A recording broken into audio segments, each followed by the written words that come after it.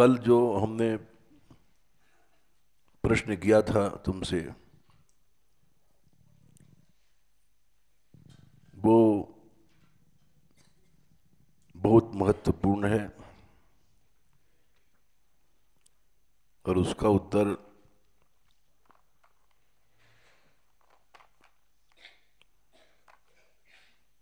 मालूम होते हुए भी योजना शैली उसकी बढ़िया चाहिए, क्योंकि उसमें सभी का खंडन हो जाता है। जितने भक्त हैं, जितने वैष्णव हैं, और उसका शास्त्र आधार होना चाहिए।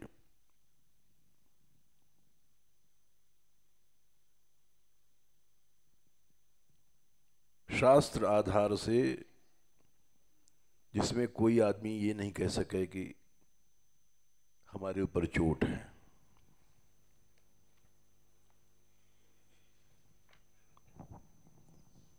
चाहे वो वल्लभ कुल है, चाहे गौड़ीय है, चाहे चैतन्य संप्रदाय है,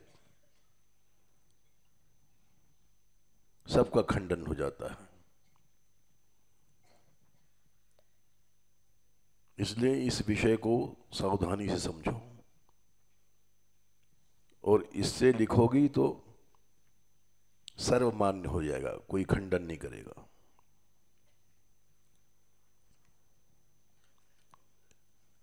पहले तो ये समझो कि आत्मा क्या है।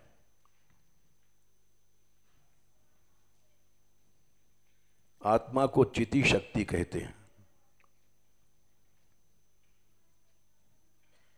चिति शक्ति योग का शब्द है। चैतन्य शक्ति, वो शक्ति जो चैतन्य है और सारे संसार को प्रकाशित कर रही है। सब कर परम प्रकाशक जोई, राम अनादि अवधपति सोई।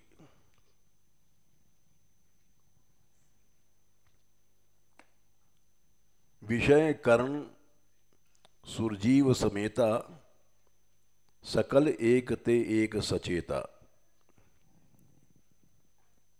विषयों को प्रकाशित किया उसी शक्ति ने। विषयों को प्रकाशित किया, उसके बाद विषयों को किसने प्रकाशित किया? कर्ण मन इंद्रियों ने। लड्डू जब जीभ में गया तो पता पड़ा मीठा है। इंद्रियों को किसने प्रकाशित किया? देवता बैठे हुए हैं। सुर माने देवता।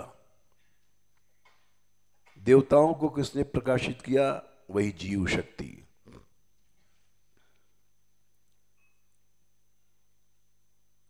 उचिति शक्ति का ही एक रूप है जीव।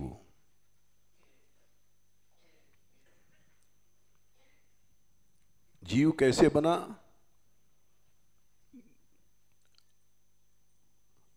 वो चिति शक्ति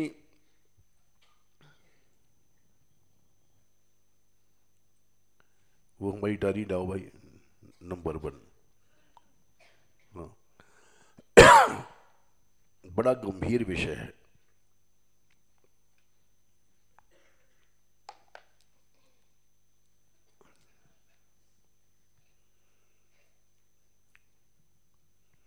अविद्या में चिति शक्ति का प्रतिबिंब पड़ा।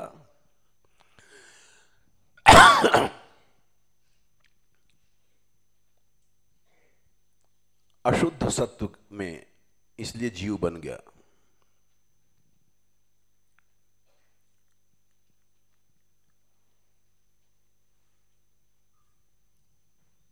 देव, तिर्यंग, नर, ये 3 प्रकार के जीव बने हैं।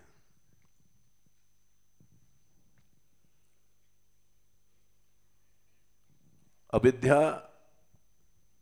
त्रिगुणात्मिका है। सतोगुण, रजोगुण, तमोगुण।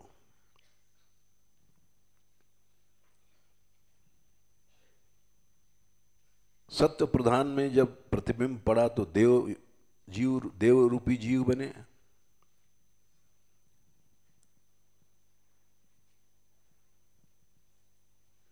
रजोगुण में जब पड़ा तो मनुष्य बने। तमोगुण में पड़ा, तम प्रधान अविद्या, प्रतिबिंब में जब जीव पड़ा तो त्रियंग योनि बनी।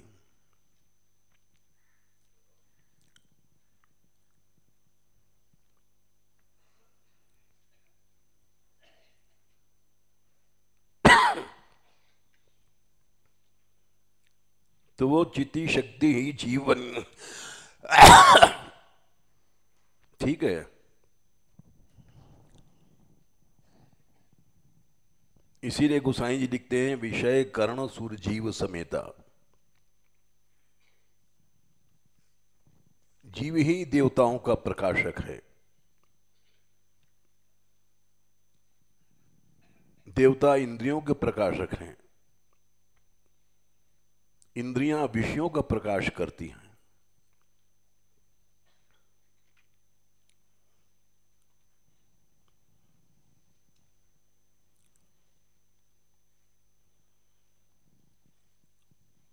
और चिति शक्ति कूटस्थ रहती है।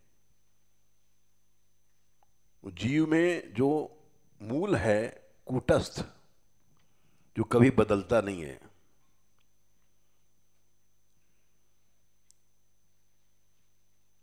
वो ईश्वरांश है।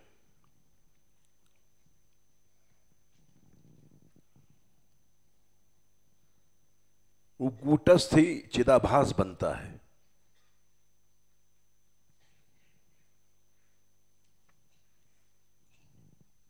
चिदाभास से कारण शरीर बनता है, जो अंतःकरण जिसको कहते हैं।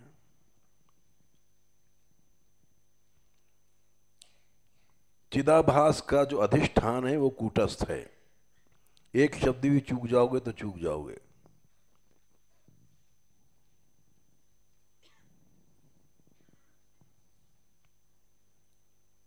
नो समझ में आए तो पूछना। इतना ठीक है?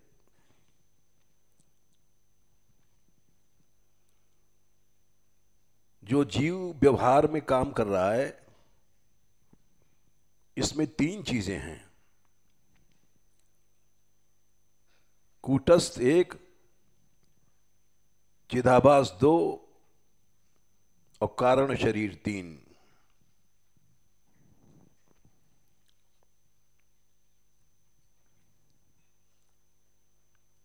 ये तीन मिलकर के जीव बना।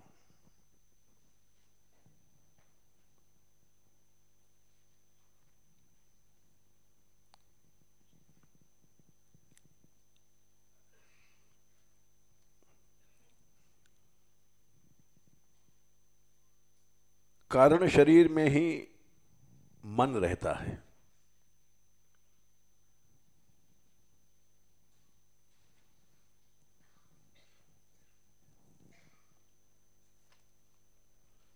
ये कहीं स्पष्ट नहीं, किसी पुस्तक में नहीं।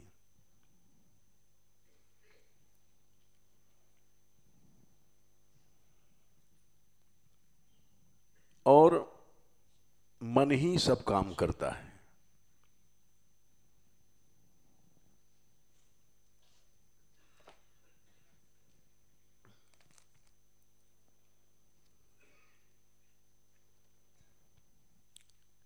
मन ही व्यवहार में काम करता है और मरने के बाद परलोक में भी भोग भोगता है।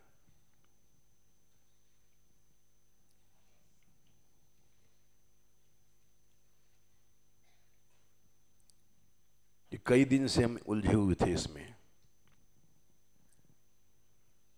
4:29-60 भागवत।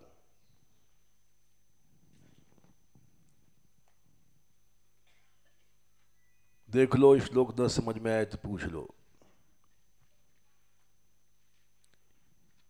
ये नहीं वावर अभते कर्म, ये न मने जिस मन से तेन मने उसी से, अमूत्र मने परलोक, स्वर्ग नरक आ गया। भूंगते भोग भोगता है।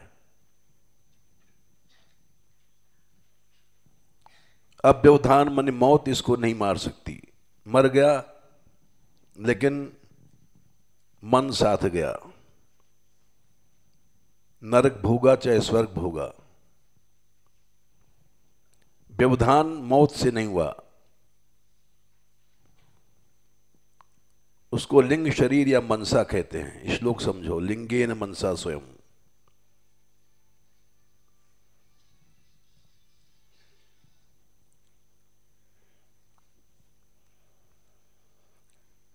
तो ये न माने मन ही सब काम करता है।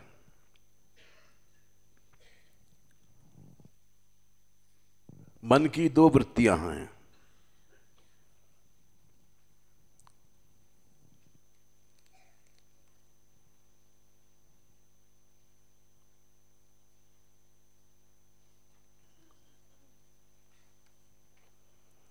खास खास के दो हैं। एक अहंता, एक ममता।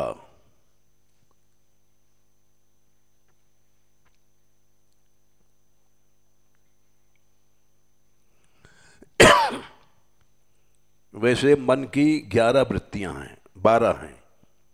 5, 11, 10। एकादशासन मनसो वृत्तियः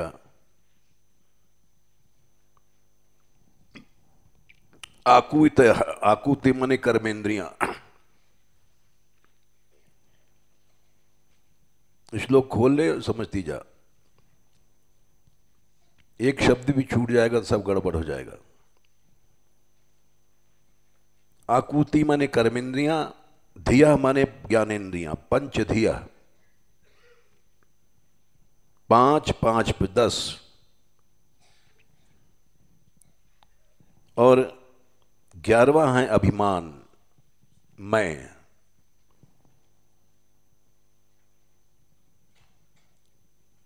ये मन की वृत्तियां हैं। वृत्तियां माने मन बरतता है।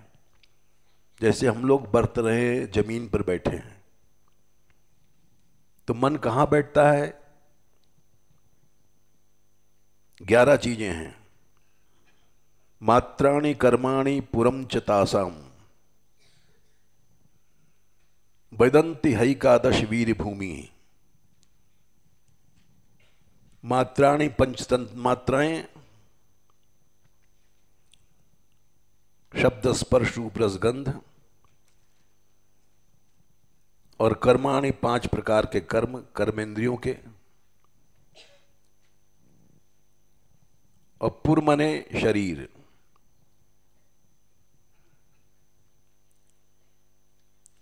ये एकादश भूमियां हैं। भूमियां जहां मन काम करेगा।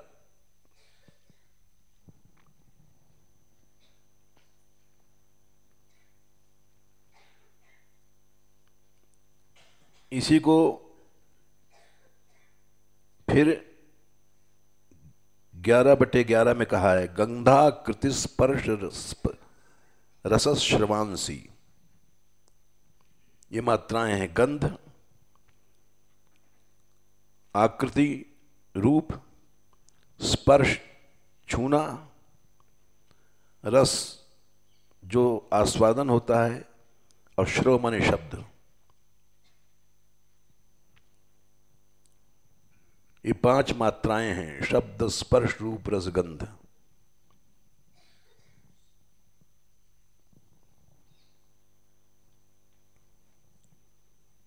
और 5 कर्म हैं। विसर्ग माने छोड़ना, मलमूत्र। गुदा और शिश्न। रति माने मैथुन का आनंद, शिश्नेन्द्रिय। आरती माने जाना, री गतौ धातु से, पांव।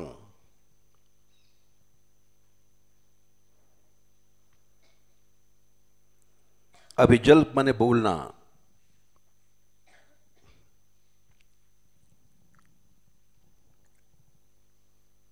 शिल्प माने काम करना,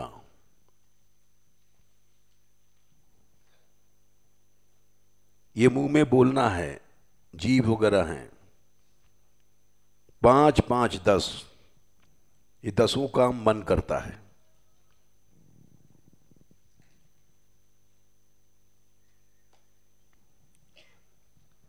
इसके अलावा 11वां काम करता है मन स्वीकरणम, किसी को अपना मान लेता। ये हमारी बेटी है, ये हमारा बेटा है, ये हमारा पति है, ये हमारी स्त्री है, ये मन ही करता है। इसी से सारा संसार चल रहा है। कहीं का लड़का कहीं की लड़की उसने अपना पति मान लिया, हो गया संबंध। और 12वां है शय्याम अहम, जहां मन आराम करता है, लेटता है, कभी नहीं हटता वहां से।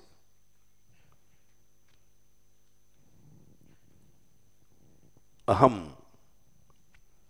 अहंता और ममता, ये 2 वृत्तियां और हैं, समझ लो।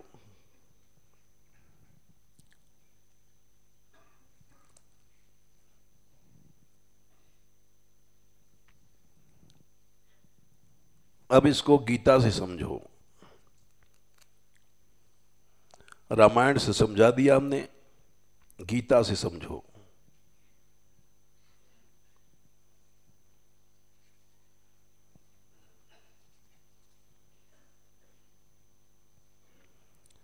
अध्याय 15,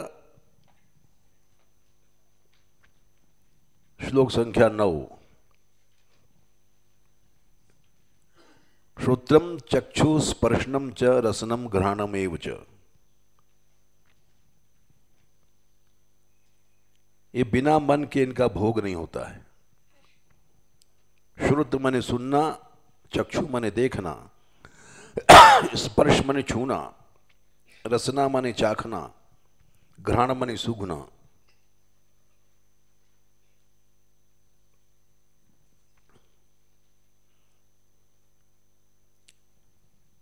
ये कभी अलग नहीं होते हैं। 15/7, इसी को जीव कहते हैं। ममई वांशो जीव लोके, अंश क्या है? कूटस्थ।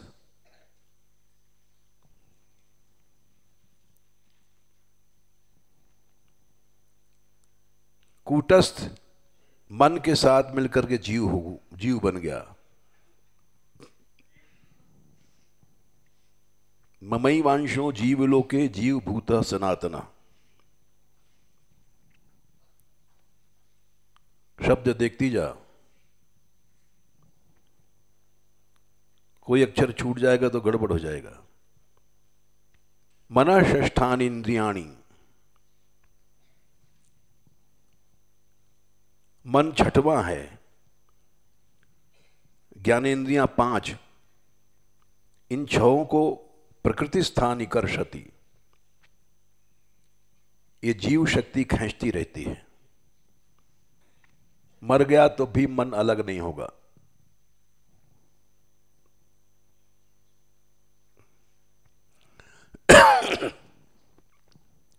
8वां श्लोक।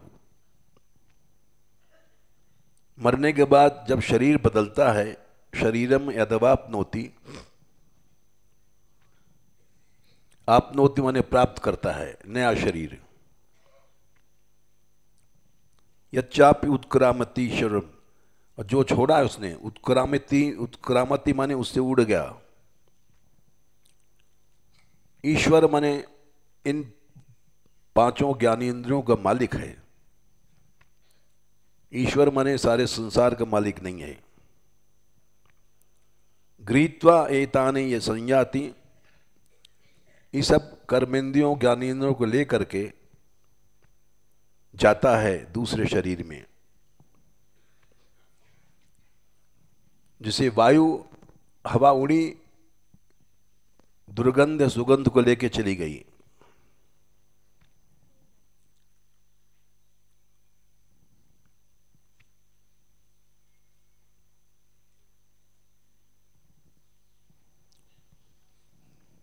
ये जीव था।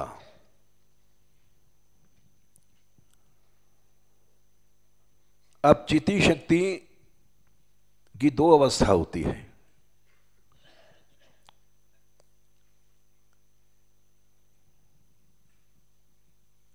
एक तो कैवल्य दशा में नित्य मुक्त है, आत्मा न मरती है न जीती है, न जायते मृत्य व कदाचिन नायम भूतवा भविता व न भूया। न आत्मा मरी न जी न जन्म हुआ।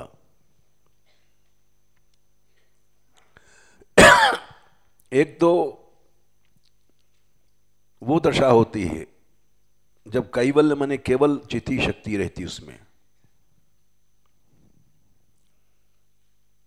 चिति शक्ति अपरिणामिनी है, कभी उसमें परिणाम नहीं होता। नैनम छिंदन्ति शस्त्राणि नैनम दहति पावकः न चैनम क्लेद्यन्त्यापो न शोषयति मारुतः।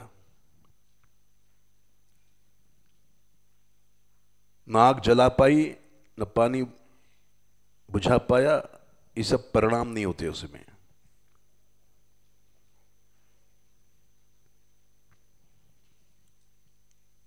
दूसरी स्थिति है चिति शक्ति की व्युत्थान काल। उसको योग में व्युत्थान काल कहा गया है।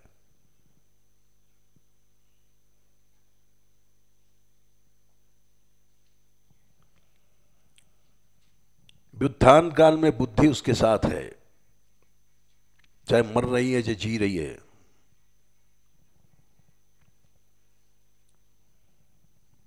प्रकृति स्थानी भूतानी सबको खींच रही है।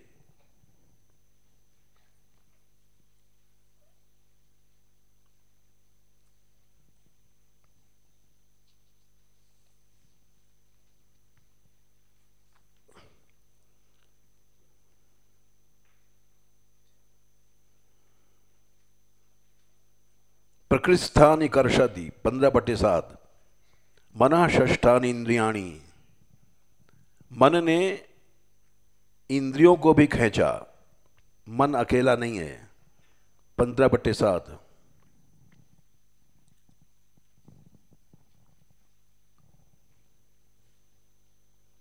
मन ज्ञानेंद्रियों के साथ है, तभी कारण शरीर बनेगा, तभी भोग भोगेगा।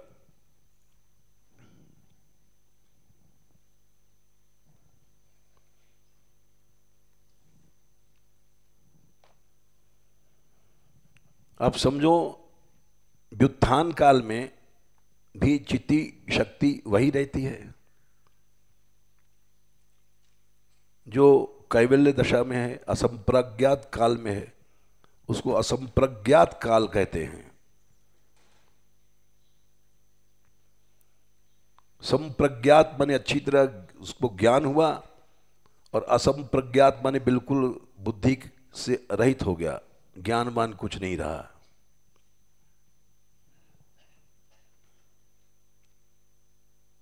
कैवल्य केवल चिति शक्ति है, उसको कैवल्य कहते हैं, मोक्ष। कैवल्य माने केवल चिति शक्ति।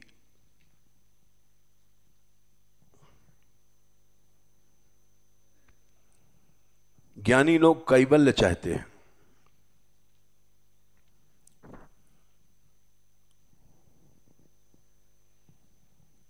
और भक्त लोग कैवल्य नहीं चाहते। यहां ज्ञान और भक्ति का मार्ग अलग हो जाता है।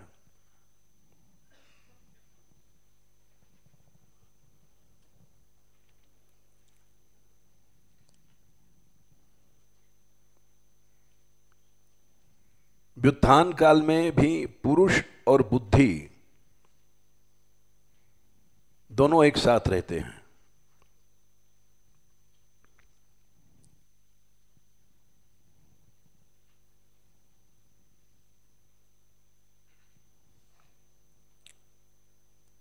कैवल्य में केवल पुरुष रहता है।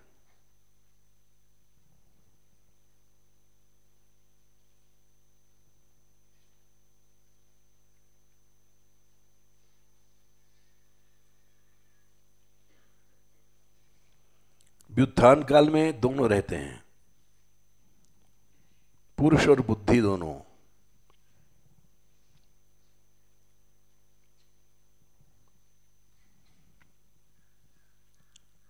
अब बुद्धि समझो, उसी को मन कह लो।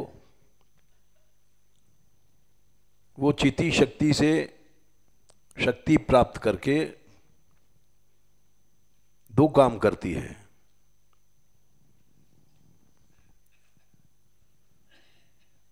एक तो जैसे तुम लाइट लेके जाते हो, लाइट सामने पड़ी, कांटा दिखाई पड़ा, पांव हटाओ।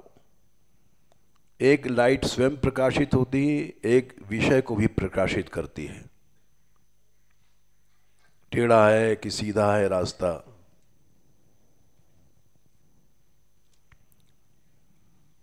वैसे मन में शक्ति आई, वृत्ति बनी।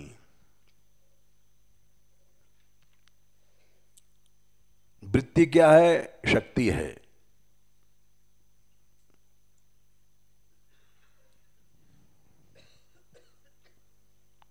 विषय कर्ण सुरजीव समेता, सकल एक ते एक सचेता। विषयों को प्रकाशित किया उस मन ने।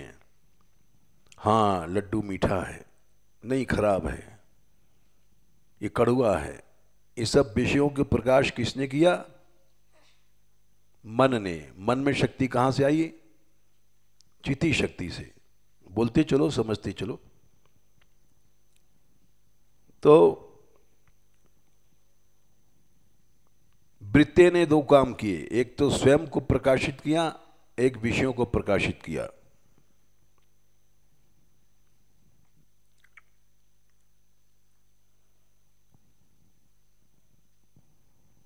अब विषयों को प्रकाशित करके विषय रूप बन जाती है। वृत्ति सारूप्यम इतरत्र, ये सूत्र लिख लो। समाधिपाद 4 योग सूत्र।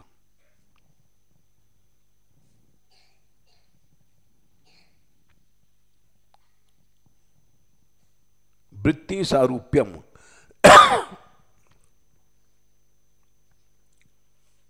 ये जो बुद्धि में चिति शक्ति आई, वो जिस विषय को प्रकाशित किया वैसे बन गई।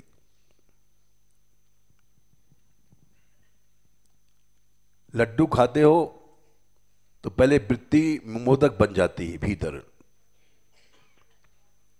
मोदकाकार वृत्ति के बिना लड्डू नहीं प्रकाशित हो सकता है।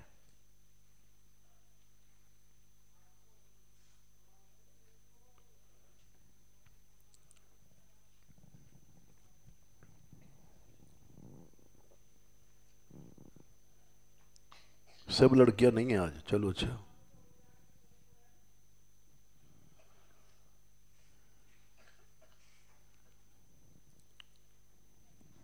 विषय तीन प्रकार के हैं, सात्विक, राजस, तामस।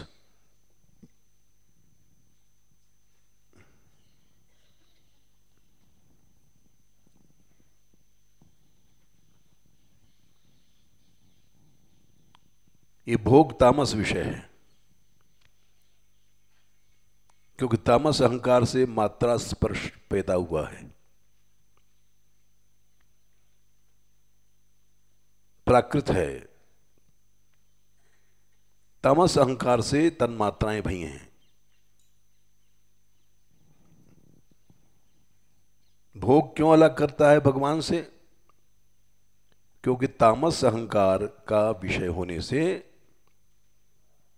वृत्ति तामस बन गई, अंधकार बन गई।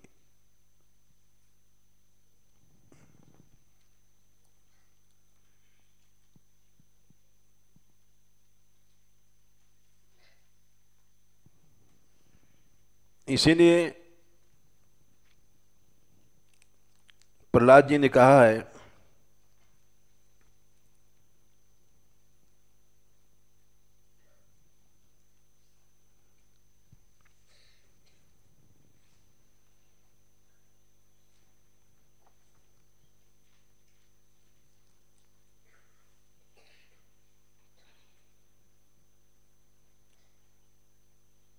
स्कंद 7 अध्याय 5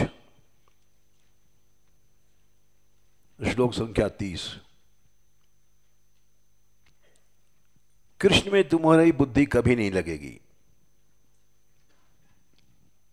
मतिर्न कृष्णे परतः स्वतो वा, चाहे सत्संग करो, चाहे कुछ करो, चाहे वेद पढ़ो, जब तक तुम मिथो भी पद्येत, मैथिन करते हो,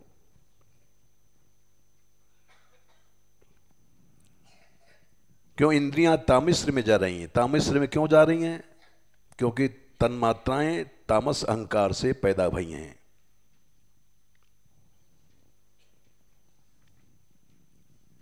तामस अहंकार से पैदा होने के कारण शब्द स्पर्श रूप रसगंध तामिश्र हैं।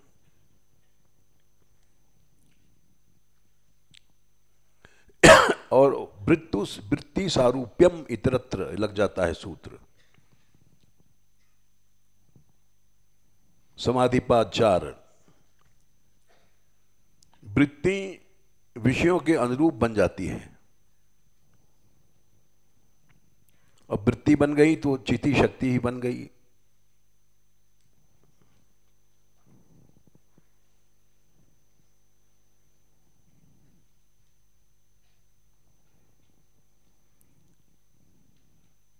आ रहा है समझ में? और पुनश्च पुनश्चर व्यतिचर बनानाम, अनादिकाल से हम लोग विषयों को भोग रहे हैं, चबे को चबा रहे हैं।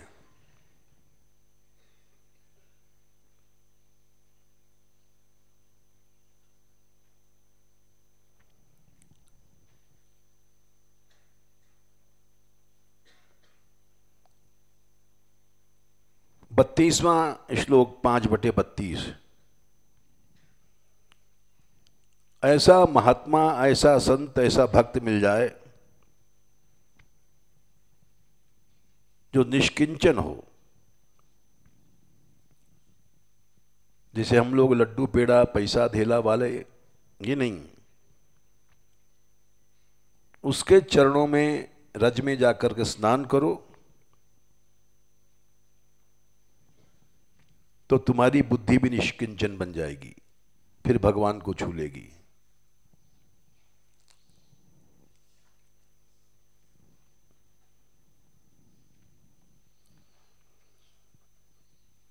इसी को रहुगुण तत्तपसा न याति न चेत जया निर्विपणाम गृहाद्वा न छंदसा नैव जदाग्नि सूनेर बिना महत्पाद रजोभिषेकम।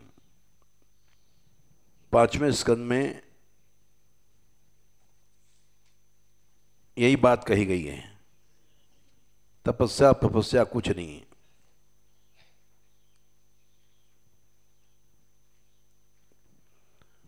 5-12-12।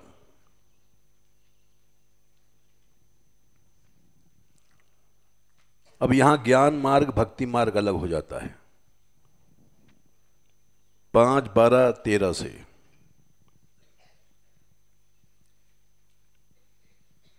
ये बड़ी बारीक बात है। बोले महापुरुषों के पास जाओ। कैसे महापुरुष? तपस्वी हैं कि वेदांत की चर्चा करने वाले हैं, जहां केवल भगवान के गुणों का गान है। यत्रोत्तम श्लोक गुणानुवाद है। ज्ञान मार्गी लोग इसको नहीं मानते हैं।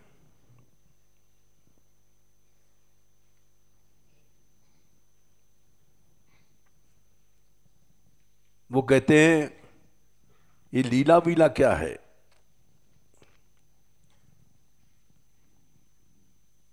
भगवान ने शरीर धारण किया तो उसका भी शरीर प्राकृत है।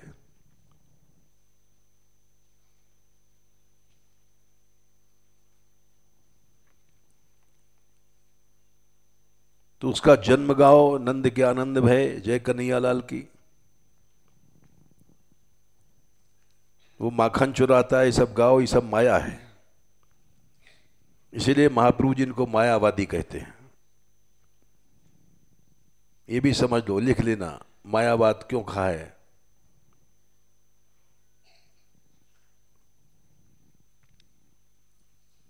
क्योंकि भगवान के दिव्य चिन्मय गुणों को, रूप को माइक मानते हैं।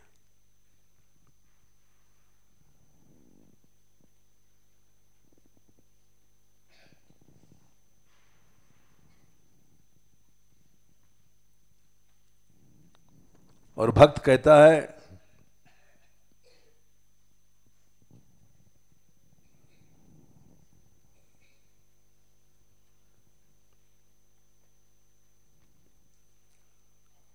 अगुण अमान अलेप एक रस, राम सगुन भय भगत प्रेम वस।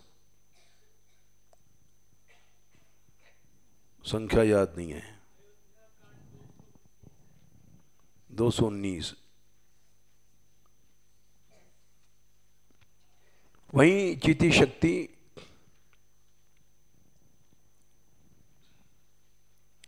जो अगुण है, गुणों से रहित है,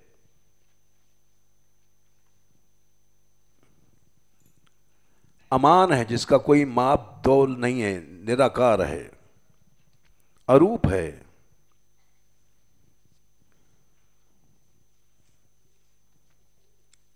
एक रस रहती है। अगुण अलेप अमान एक रस, वही भगवान सगुण हो गए। क्यों? भगत प्रेम बस। इस बात को ज्ञानी नहीं मानता है, इसलिए मायावादी है।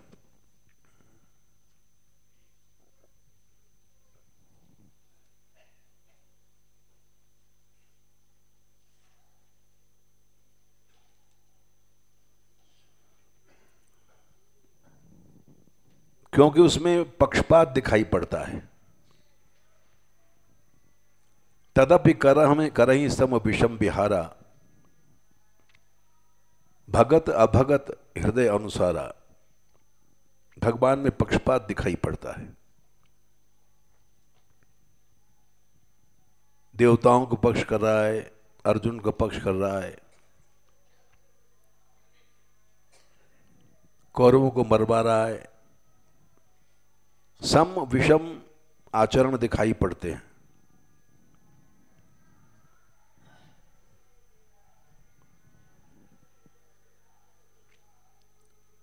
क्यों? भगत अभगत, भक्तिहीन और भक्त में के अनुसार भगवान के आचरण हो जाते हैं।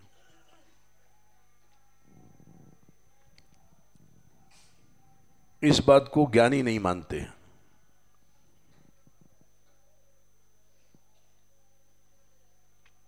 यद्यपि सम नहीं राग न रोषु,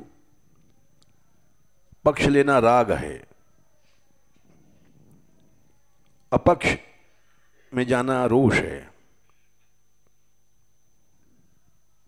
गाहि न पाप पूर्ण गुण दोषु, इस बात को केवल रामायण नहीं, गीता भी कहती है।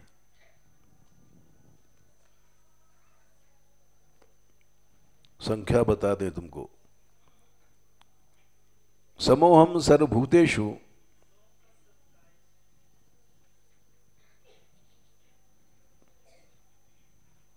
न द्वे द्वेष्योस्ति न प्रियः।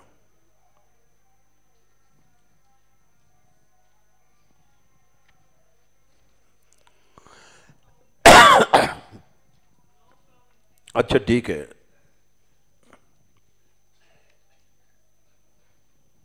नौ का 29। समोहम, मैं बराबर हूं सब में, मेरा कोई द्वेषी नहीं है, मेरा कोई प्यारा नहीं है। यद्यप सम नहीं राग न रोषु, रामायण से। अब गीता से वही समझो। ये भजन्तु तुमाम भक्त्या, उनमें विशेष रूप से मैं रहता हूं। मयि ते तेषु चाप्यहम्, मैं उनमें रहता हूं, वे मेरे में रहते हैं।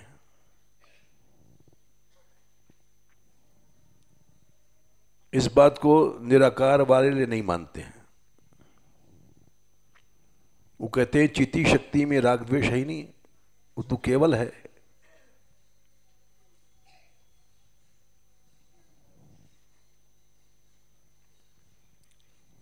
और भक्त लोग मानते हैं।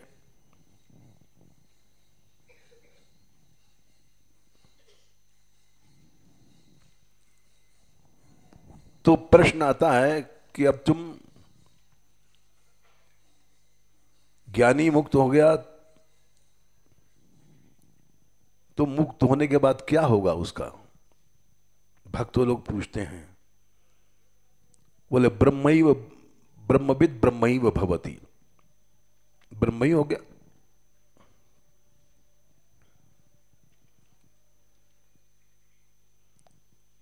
बोले नहीं, ब्रह्म नहीं होता है। ब्रह्म सूत्र में लिखा है जगत व्यापार वर्जनम, एक सूत्र है।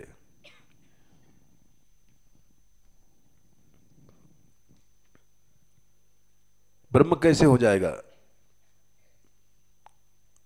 ब्रह्म तो यतो वा इमानि भूतानि जायन्ते येन जातानि जीवन्ते यत् प्रयन्ते अभिसंविशन्त, ये उपनिषद का मंत्र लिखो। जहां से अनंत संसार पैदा हुआ, यतो वा इमानि भूतानि जायन्ते यत् प्रयन्ति, जहां रहते हैं, असंविशन्ति, प्रवेश कर जाते हैं, तद ब्रह्मेति विजिज्ञासस्व, वो ब्रह्म है।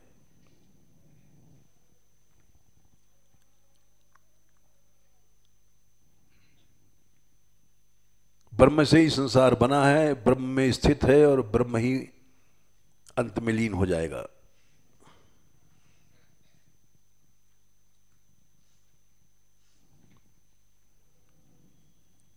ये बात भागवत कहती, अहमेवा समेवाग्रे नान्यत् यत् सदसत् परम पश्चादहम यदेतच्च यो विशिष्येत सोऽस्म्यहम् हम।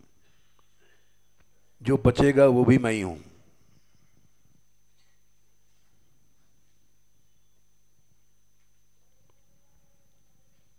त्रैकालिक सत्ता ब्रह्म की है।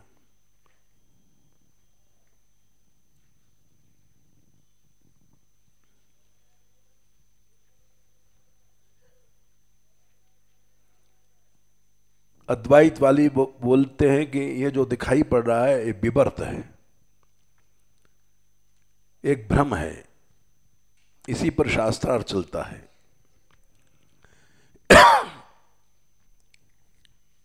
है नहीं, एक भ्रम मात्र है।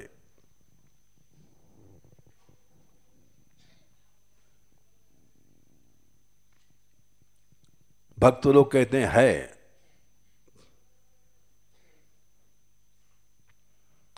अगर न होता तो श्रुतियां क्यों कहती हैं यतो वा इमानि भूतानि जायन्ते?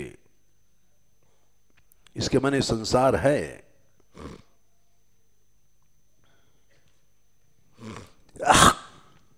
अब प्रश्न है कि कैवल्य में जीव कहाँ रहता है? वो लोग पूछते हैं अद्वैत वाले।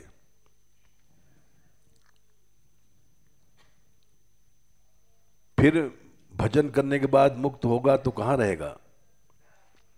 इसलिए कैवल्य मानना पड़ेगा। तो भक्त कहते हैं जैसे ये संसार है,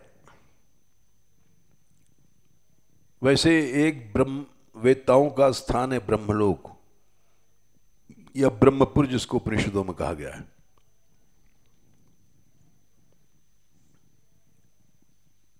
मां स्थित रहते हैं मुक्त भाव से।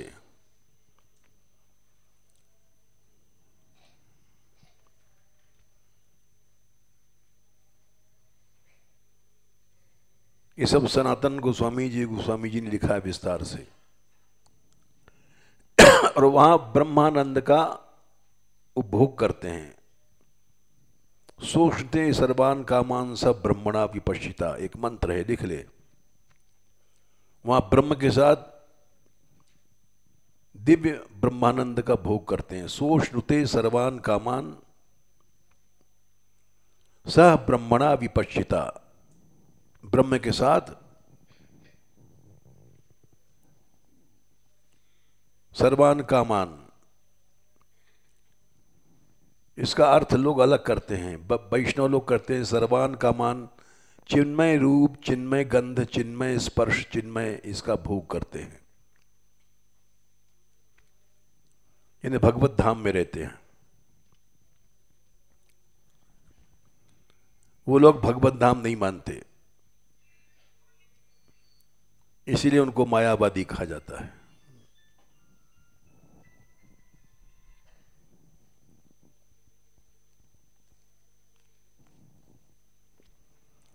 इतना समझ में आ गया?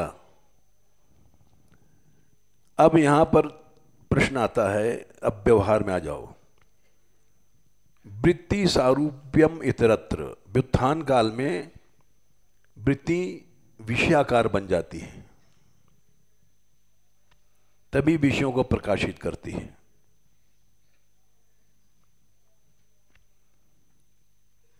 भोग काल में वृत्ति तामसी बन गई। शब्द स्पर्श रूप रस का भोग तभी करेगी जब तामस बन जाएगी। इसलिए भोग भगवान से अलग करता है।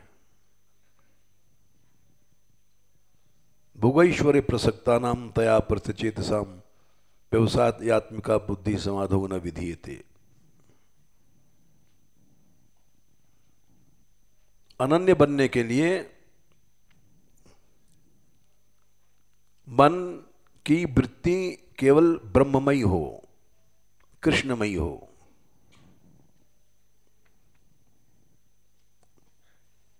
तब तुम अनन्य बनोगे।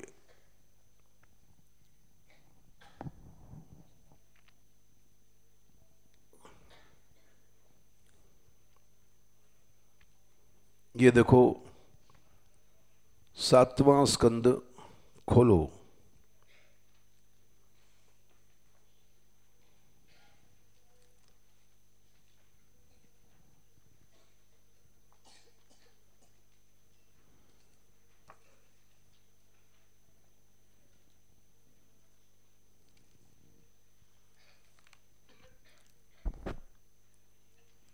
सात सात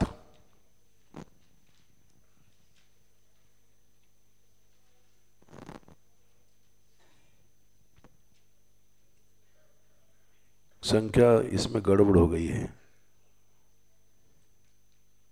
तदान पुमान मुक्त समस्त बंधनस, देख लो। हैं?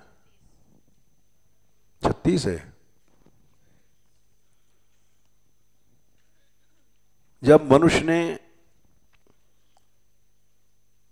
समस्त बंधनों से छूट गया, बंधन क्या? आसक्ति। ये हमारी स्त्री, ये हमारा बेटा बेटी, ये पैसा धेला, समस्त बंधन छूट गए। आसक्ति सबसे बंधन ज्यादा है। बंधन क्या है? आसक्ति।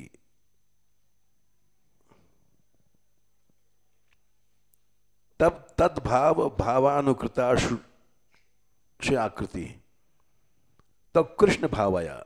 एक एक शब्द समझो।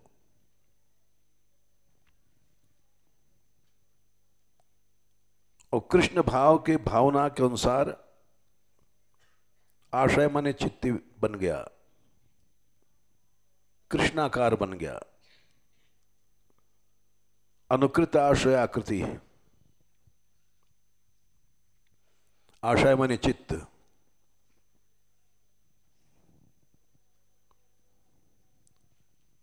उस समय निर्दग्ध बीजानुशयो, अविद्या का बीज जल जाता है।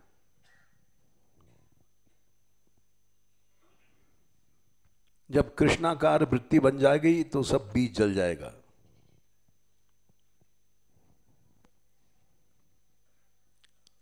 और महिषा भक्ति योगी ना, बहुत बड़े भक्ति योग के प्रभाव से समेत अधेक्षजम, अधेक्षज अधोक्षज माने भगवान को प्राप्त हो जाता है।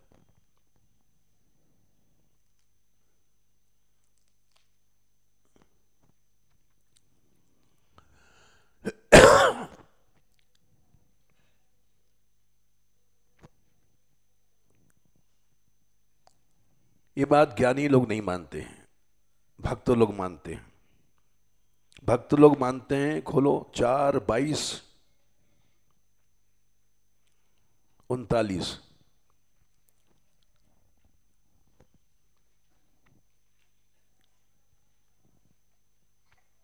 यत्पाद पंकज पलाश विलास भक्त्या, मिला कर्माशयम ग्रथित मुद्ग्रथयन्ति संतः।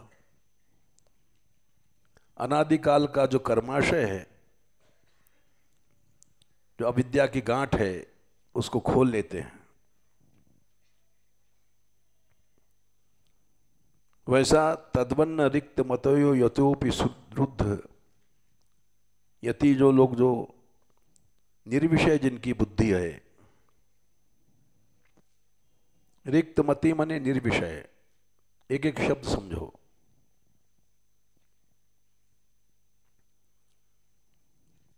और निर्विषय हो गई तो रुद्ध स्रोतो गणा, इंद्रियां रुक गई, फिर विषयों में नहीं जाएंगी।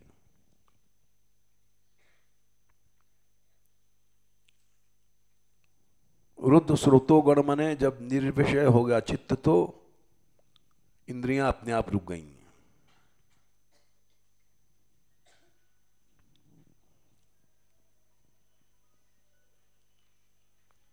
इसलिए तम अरणम, भगवान शरण स्थान है, उन्हीं का भजन करो।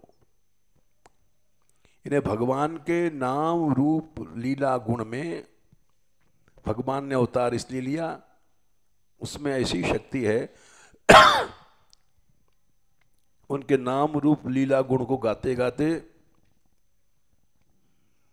तुम्हारा चित्त निर्विषय हो जाएगा। वैसा अन्य मार्गों से नहीं होगा, योग आदि मार्ग से।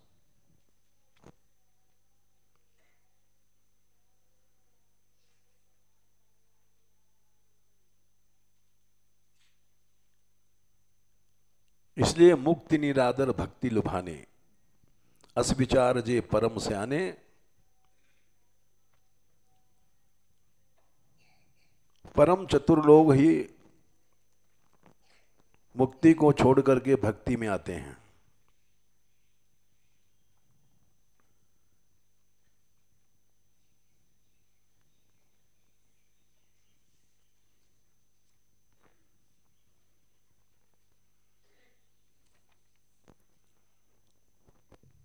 जैसे उत्तरकांड में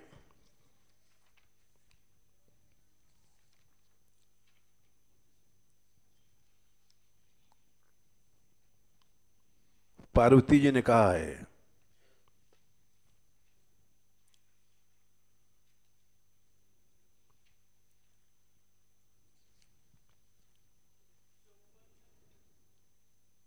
हैं?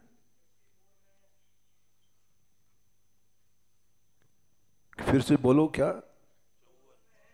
हाँ 54 है।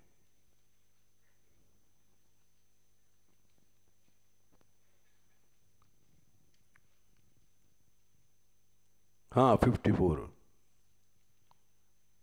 धर्मशील विरक्त और ज्ञानी, जीवन मुक्त ब्रह्म पर प्राणी। ब्रह्म पर माने ब्रह्मलीन, उससे भी सो सबते सो दुर्लभ सुरराया। राम भगति रत गत मद माया। भगवान की भक्ति में जो आनंद है वो मुक्तावस्था में नहीं है।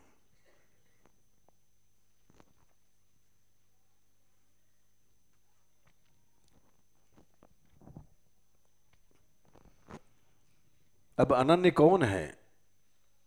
जिसका मन एकमात्र कृष्ण में है और इंद्रियां इधर उधर जा रही हैं तो अनन्य नहीं है। मन एकमात्र कृष्ण में है तो गोबर थापना भी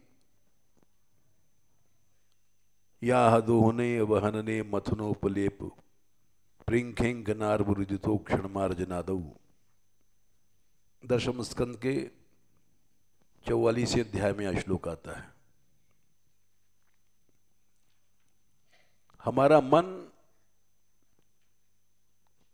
एक निष्ठ है,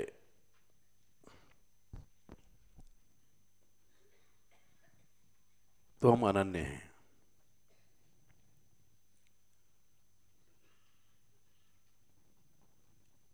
गोपियां चल रही हैं तो कृष्ण में चल रही हैं, उनके पांव जब चल रहे हैं कृष्ण में चल रहे हैं, कर्मेंद्रियां कृष्ण में चल रही हैं।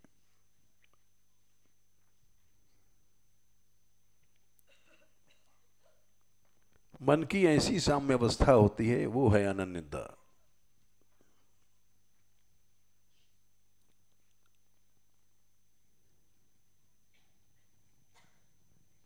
हम लोग बाहर व्यवहार काल में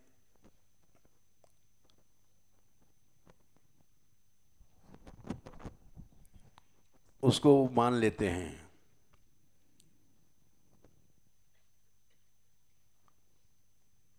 हम राम को भजेंगे कृष्ण को नहीं, कृष्ण को भजेंगे राम को नहीं। इस अवस्था में अनन्यता नहीं होती है, ये संकीर्णता है।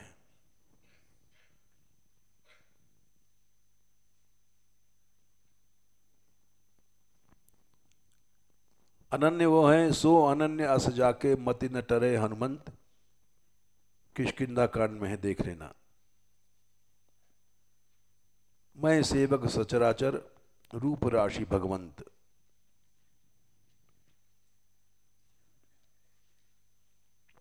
राम जी ने कहा है, तीसरा दोहा है, वो अनन्य है।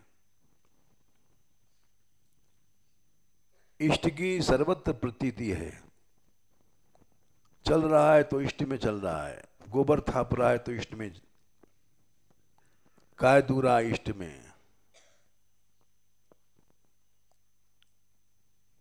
इस पर एक पद है सूरदास जी का, तुम्हें लिखा होगा, मटकी में दही चला रही तो उसमें कृष्ण दिखाई पड़े, है पद।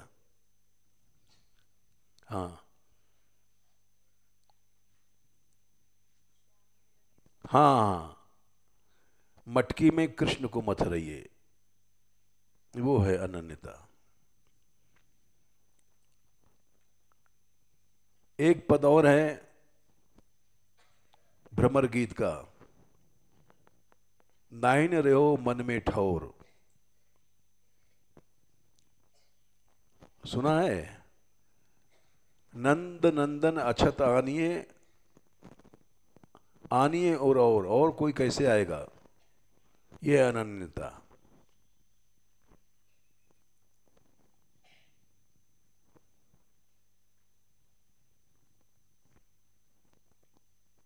जब तक इंद्रियां प्राकृत गुणों में बरत रही हैं, हम अनन्य कैसे हैं? ठीक है, समझ गई? अब लिख लेगी। योग सूत्र का आधार, वृत्यु सारूप्यम इतरत्र, ये सूत्र पढ़ लेना। वृत्ति के सारूप्य से पुरुष को प्रतीति होती है, वृत्ति जैसी बन गई बस हो गया, चलो समय हो गया। जय श्री राधे।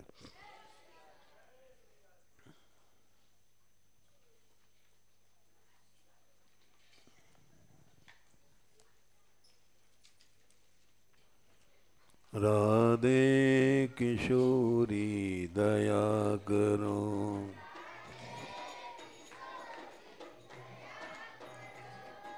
हमसे दीन न कोई जग में, बान दया की तनक ढरो,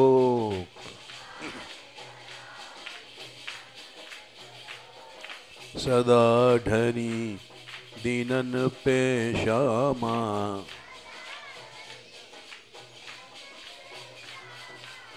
यह विश्वास जो मन ही खरो, विश्वास जो मन ही खरो, विषम विषय विष ज्वाल माल में, विषम विषय विष ज्वाल माल में, विविध ताप तापनि जुझरो, विविध ताप तापनि जुझरो, दीन हित अवतरी जगत में, दीन हित अवतरी जगत में, दीन पालनी विचरो, दीन पालनी विचरो, दास तुम्हारो आस और की, दास तुम्हारो आस और की, हरो विमुख गति को झगड़ो।